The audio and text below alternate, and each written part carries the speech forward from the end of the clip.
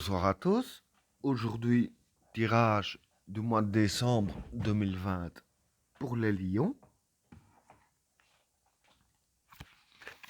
Qu'est-ce que réserve le mois de décembre 2020 pour les personnes qui sont nées sous le signe du lion?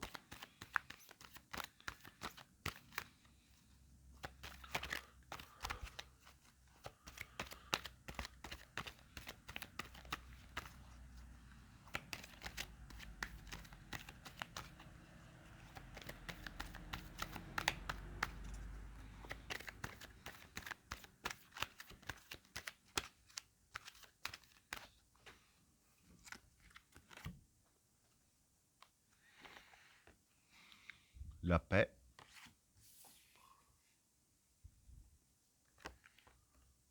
la richesse, la protection,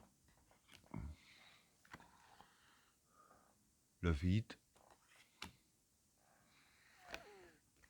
la méditation,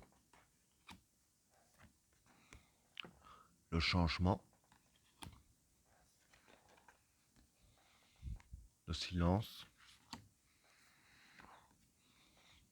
l'oméga, le choix, l'erreur,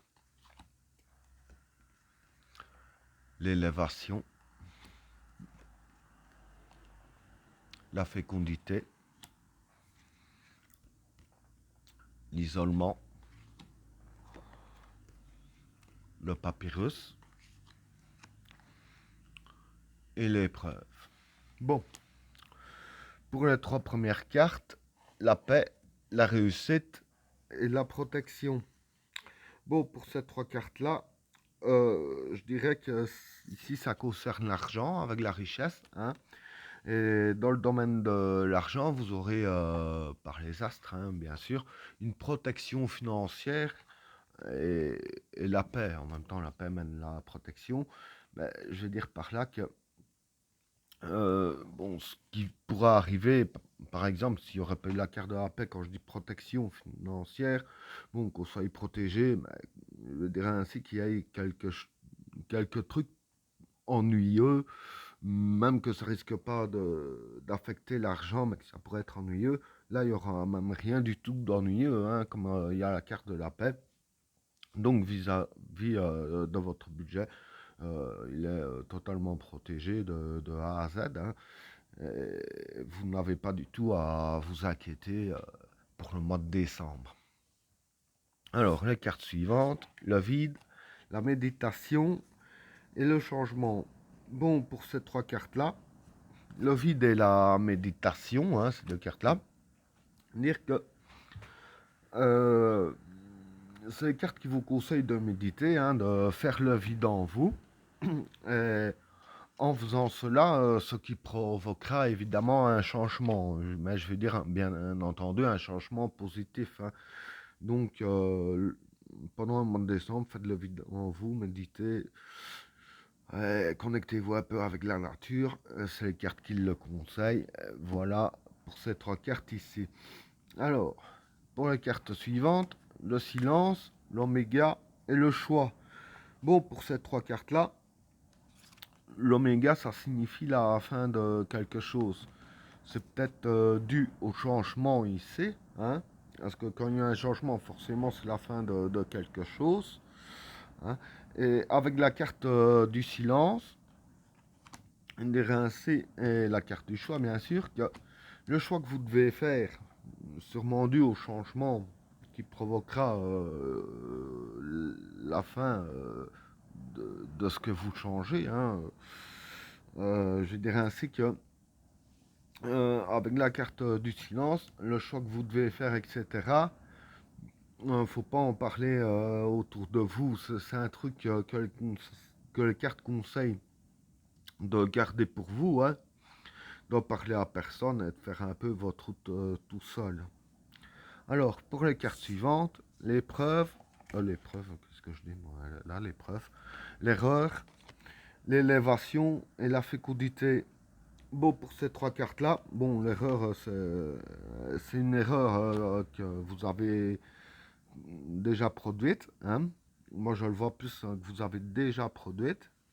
Et dans l'erreur que vous avez déjà produite, je vais dire que avec la carte de l'élévation et de la fécondité, la fécondité, c'est les nouveaux projets.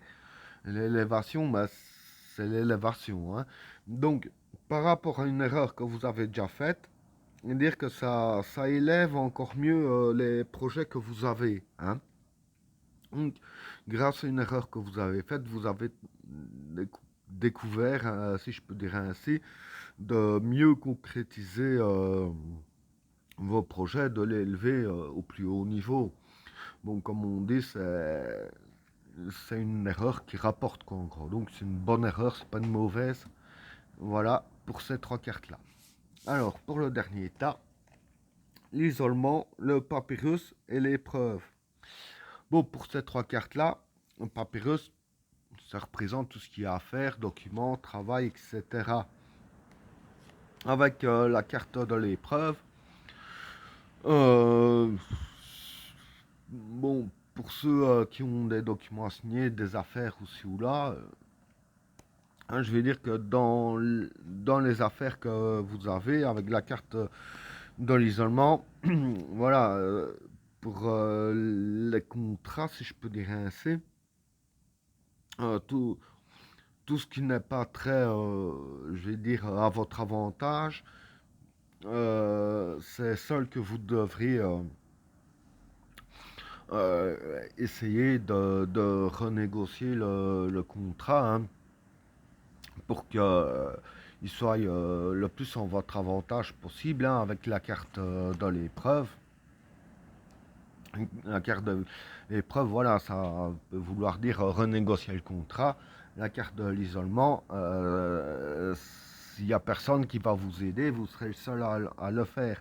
Alors, dans l'autre partie, si je peux dire ainsi, pour les personnes qui travaillent, c'est à peu près le même tarif, hein, puisque ça peut représenter le travail aussi, le papyrus, hein. Vous aurez des difficultés dans votre travail, hein. Peut-être un truc un peu gros à gérer, par exemple pour une secrétaire, un exemple que je donne, un dossier un peu gros à gérer, ce ne sera pas si facile. Avec la carte d'isolement, je répète, vous serez tout seul aussi afin de gérer au mieux pour votre travail.